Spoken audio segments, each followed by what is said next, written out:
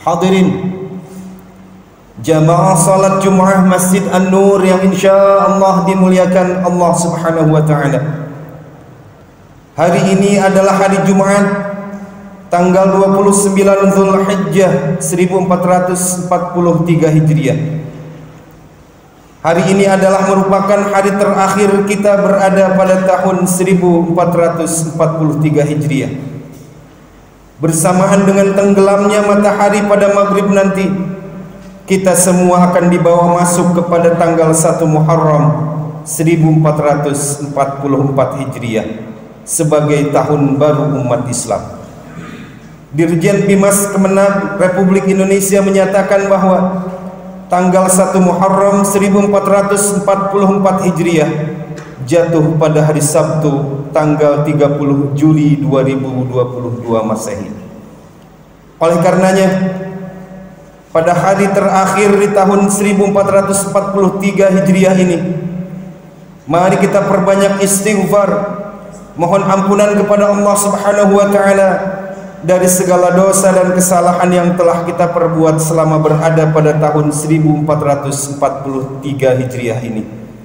Dan marilah kita tingkatkan keimanan dan ketakwaan agar lebih siap dalam menghadapi dan menjalani tahun 1444 Hijriah dengan pribadi dan sikap yang lebih baik daripada tahun sebelumnya.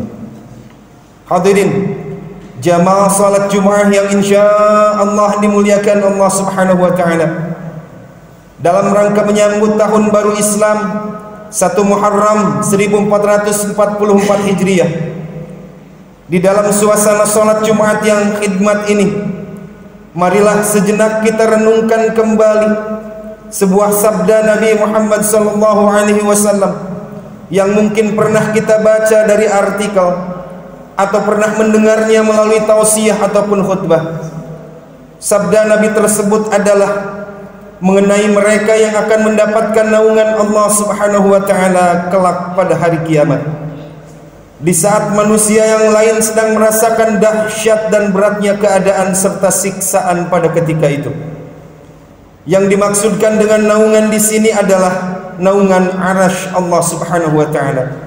Sebagaimana dikuatkan riwayatnya oleh Ibnu Hajar Al-Asqalani dalam kitab Fathul Bari. An Abi Hurairah radhiyallahu anhu, 'anin Nabi sallallahu alaihi wasallam qala, sab'atun yudhilluhumullahu fi dhillihi yawma la dhilla illa dhilluh. Dari Abu Hurairah radhiyallahu anhu, dari Nabi sallallahu alaihi wasallam, beliau bersabda, ada 7 golongan manusia yang dinaungi Allah Subhanahu wa taala dalam naungannya pada hari di mana tidak ada naungan kecuali naungan Allah Subhanahu wa taala. Al-imamul adil, satu imam yang adil. Wa syabun annasha'a bi'ibadatillah, yang kedua seorang pemuda yang tumbuh dewasa dalam beribadah kepada Allah Subhanahu wa taala. Wa rajulun qalbuhu mu'allaqun fil masajid, yang ketiga seseorang yang hatinya terpaut atau terkait kepada masjid.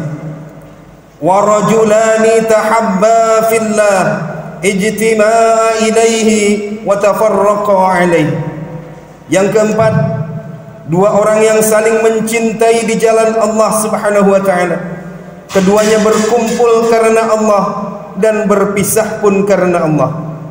Wa rajulun da'athu imra'atun dzata mansibin wa jamalin faqala inni akhafullah, yang kelima seorang laki-laki yang diajak berzina oleh seorang perempuan yang cantik lagi mempunyai kedudukan yang tinggi, lalu ia berkata, aku benar-benar takut kepada Allah Subhanahu wa taala.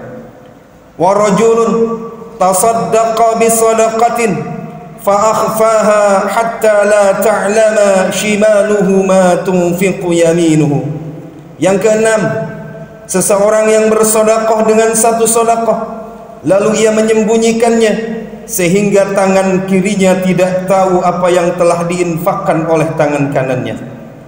Wa rajulun dzakarallaha khaliyan fafadat 'ainahu, Yang ketujuh, seseorang yang berzikir kepada Allah Subhanahu wa taala dalam keadaan sepi, lalu ia meneteskan air matanya.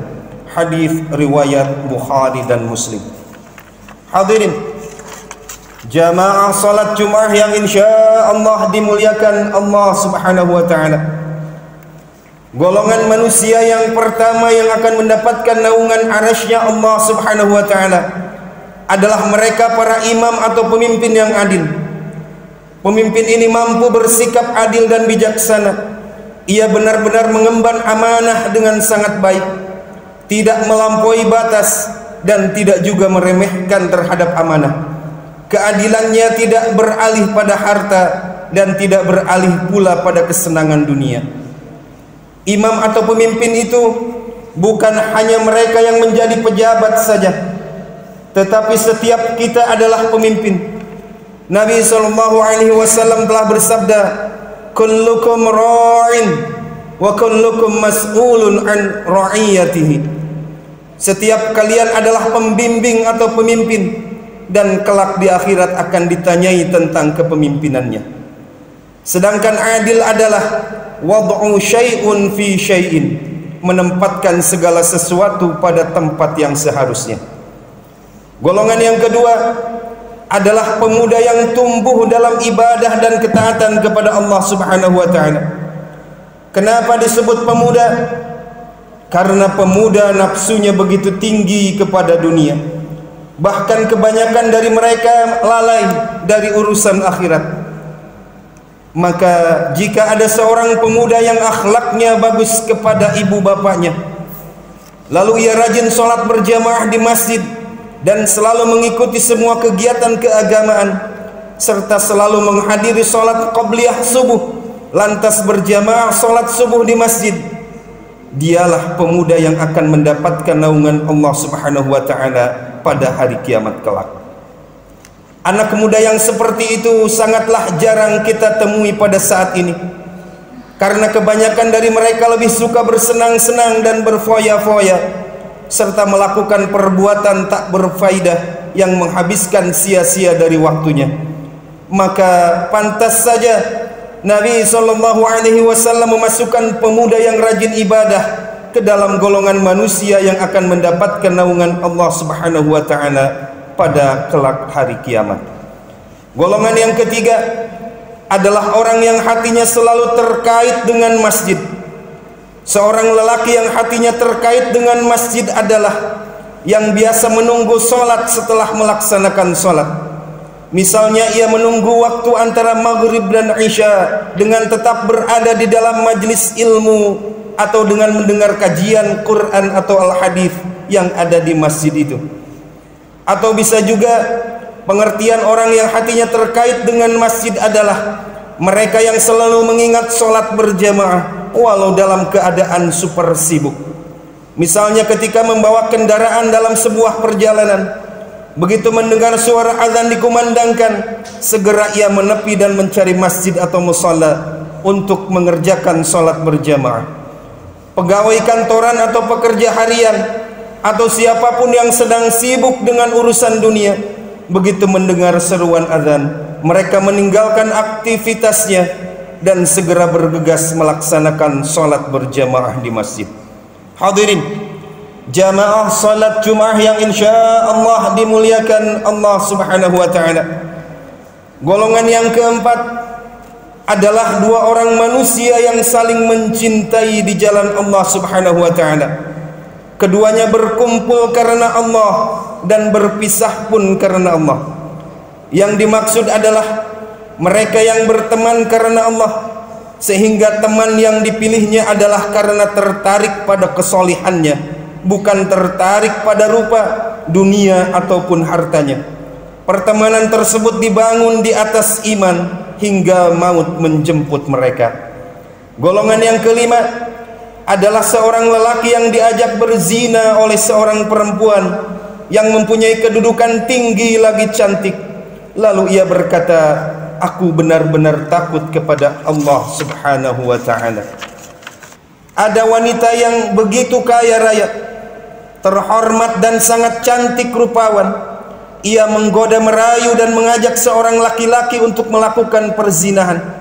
Namun oleh karena takutnya kepada Allah Subhanahu wa taala, lelaki tersebut tidak melakukannya. Hadis ini mengisyaratkan tentang kisah Nabi Yusuf alaihi salam dengan seorang permaisuri raja Mesir yang menggodanya. Kalau tidak dengan pertolongan dan perlindungan Allah Subhanahu wa taala, tentu Nabi Yusuf alaihi salam bisa saja terjerumus ke dalam dosa zina. Seorang manusia akan bisa selamat dari maksiat hanya dengan pertolongan Allah Subhanahu wa taala. Maka selalulah ucapkan kalimat la haula wala quwwata illa billah. Ibnu Mas'ud radhiyallahu an menjelaskan tentang maksud kalimat tersebut. Beliau berkata, la haula an ma'siyatillahi illa bi'ismatih wa la quwwata ala ta'atihi illa bima'unatih. Tidak ada daya untuk menghindarkan diri dari maksiat selain dengan perlindungan dari Allah Subhanahu wa taala, dan tidak ada kekuatan untuk melaksanakan ketaatan kecuali dengan pertolongan Allah Subhanahu wa taala. Golongan yang keenam adalah seseorang yang bersedekah dengan satu sedekah lalu ia menyembunyikannya sehingga tangan kirinya tidak tahu apa yang diinfakkan oleh tangan kanannya. Maksudnya adalah sedekah yang paling utama adalah sedekah yang dilakukan dengan cara sembunyi-sembunyi. Coba perhatikan sebuah ibarat yang dinyatakan oleh Nabi SAW. Tangan kanan yang berinfak, lantas tangan kiri tidak mengetahuinya. Ini menunjukkan bahwa yang paling dekat saja tidak mengetahui kalau ia bersedekah. Namun boleh saja seseorang bersedekah dengan cara yang terang-terangan untuk memberikan dorongan dan contoh kepada orang lain. Juga sedekah boleh dilakukan dengan terang-terangan jika yang dimaksud adalah sedekah wajib seperti zakat, nafkah keluarga dan lain sebagainya. Lalu golongan yang ketujuh yang akan mendapatkan naungan Allah Subhanahu wa taala adalah seseorang yang mengingat Allah Subhanahu wa taala dalam keadaan sepi, lalu ia sampai meneteskan air matanya. Maksudnya adalah orang yang rajin berzikir kepada Allah Subhanahu wa taala dengan benar-benar menghayati apa yang ia ucapkan, sehingga terkadang air matanya menetes ketika menyendiri karena takutnya kepada Allah Subhanahu wa taala. Dan dikatakan ia berzikir seorang diri atau ketika sepi, yakni menunjukkan bahwa zikir yang paling utama itu adalah zikir yang disembunyikan ketika berada pada keadaan ramai atau banyak orang, karena itu akan lebih terjaga dari penyakit riya. Hadirin jamaah salat Jumat yang insya Allah dimuliakan Allah Subhanahu wa taala. Akhirnya khatib mengajak kepada jamaah semuanya untuk sama-sama berdoa memohon kepada Allah Subhanahu wa taala pada penghujung tahun 1443 Hijriah ini. Semoga Allah Subhanahu wa taala selalu memberikan kekuatan dan kemampuan kepada kita semua agar dapat meraih salah satu atau bahkan semuanya dari ketujuh kategori manusia yang akan mendapatkan naungan Allah Subhanahu wa taala kelak di akhirat, di mana saat itu tak ada naungan kecuali naungan Allah Subhanahu wa taala. Amin ya Allah ya rabbal alamin. Barakallahu li wa lakum fil Qur'anil azim wa nafa'ani wa iyyakum bima fihi minal ayati wa dzikril hakim wa taqabbalallahu minni wa minkum tilawatah innahu huwas samiul alim. Aqulu qawli hadza wa astaghfirullahal azim li wa lakum wa lisairil muslimina min kulli dhanbin fastaghfiruhu innahu huwal ghafurur rahim.